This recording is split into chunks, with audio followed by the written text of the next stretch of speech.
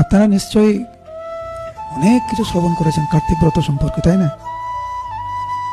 কি করা উচিত আর কি করা উচিত না।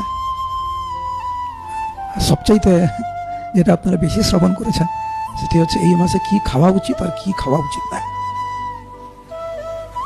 আমার হৃদয় থেকে বলছি, আমার খুব ভয় লাগে যখন আমি শুনি যে সারাদিন শুধু এইটা নিয়েই প্রাধান্য, এইটা নিয়ে আলোচনা হচ্ছে, কি খাবো আর কি খাবো না।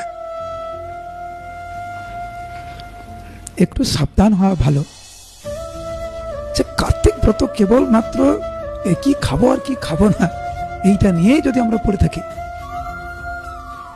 তাহলে আমার মনে হয় কার্তিক ব্রতের যে আসল উদ্দেশ্য সেখান থেকে আমরা সরে আসছি না। তো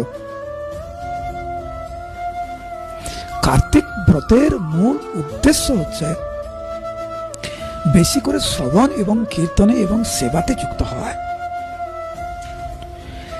সেই জন্য